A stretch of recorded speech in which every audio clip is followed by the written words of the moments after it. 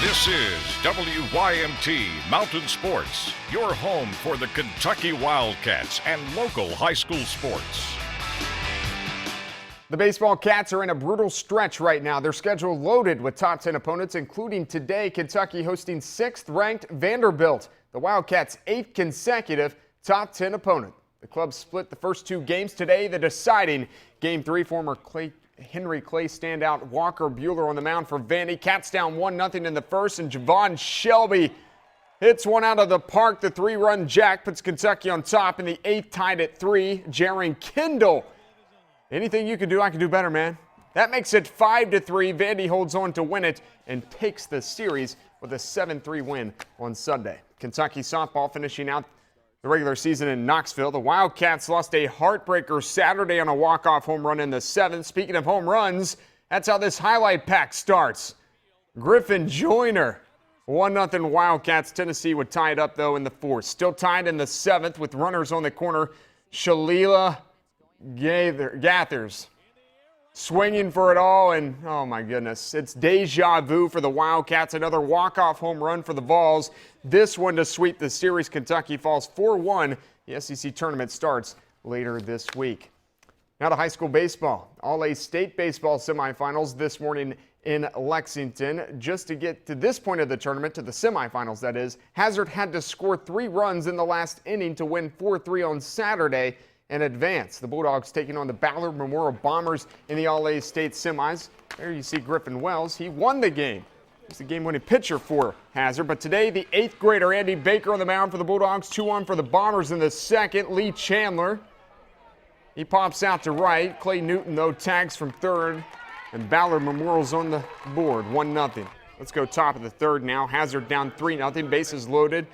Rudy Aikman at the dish. He gets hit by the pitch. Hazard taking it however they can get it. On the board now, down 3-1. Bottom 4, a big inning for Ballard Memorial. Addison Wild Harbor shoots one down the 3rd baseline. 2 runs come around. It's a 4-run 4th inning for the Bombers. Now they're up 7-1. Top 5 we go. Hazard not done. Another bases loaded situation. This time no one out. Aikman to the plate. And Colby Cumbo scores on a pass ball. Bulldogs, the champs of playing small ball, but not the champs at the All-A State Tournament this year. They put up 4 runs in the 5th, but Ballard Memorial outlasts Hazard 9-5.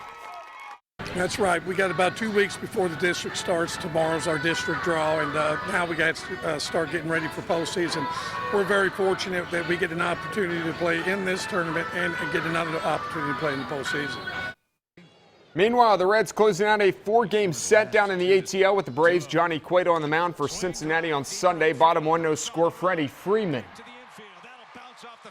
He's got a double. And Drelton Simmons scores 1-0 Atlanta. Later in the inning, Kelly Johnson, goodbye. A 2-run jack for Johnson. That's his 5th of the season. Now 3-0 Braves, and it only gets worse for Johnny Cueto in the 3rd. First pitch, Johnny Gomes sees. I like this one. A solo shot for Gomes. The Reds get shut out in the series finale, 5-0. The University of Pikeville inducted its newest Hall of Fame members this evening at the Eastern Kentucky Expo Center. The 3 inductees were Bill Watson, who holds the U-Pike record for most basketball wins by a coach, and the 2000-2001 men's basketball team, which made it to the NAIA semifinals, and Lindsay Goldenshoe. She was the anchor on the 2004 National Championship women's bowling team.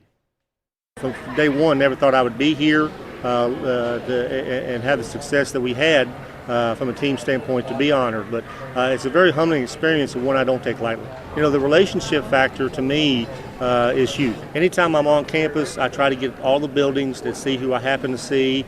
And if I miss somebody, I make sure that, please tell so-and-so I was here and I asked about it. The most important thing is the relationship that you have with the kids that you bring in to represent your institution, and we felt like we had some great kids. We overcome a lot of adversity. It was the first year in the Mid-South Conference.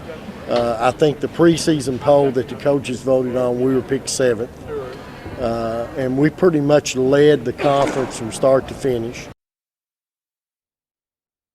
Well, when Kentucky Wildcat John Wall was drafted by the Washington Wizards 5 years ago, he was the so-called franchise player who was supposed to bring the Wiz back to relevance. Before Wall got there, they suffered 3 straight losing seasons in the nation's capital. And even in his rookie year, it didn't look promising. The Wizards finished 20-46 overall.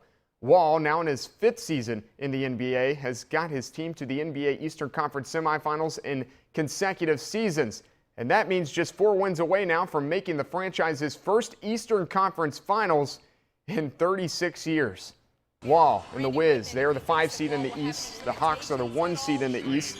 Game 1 down in the ATL, 4th quarter tied at 83. Bradley Beal finished with a team-high 28, but he would go out because of his sprained ankle.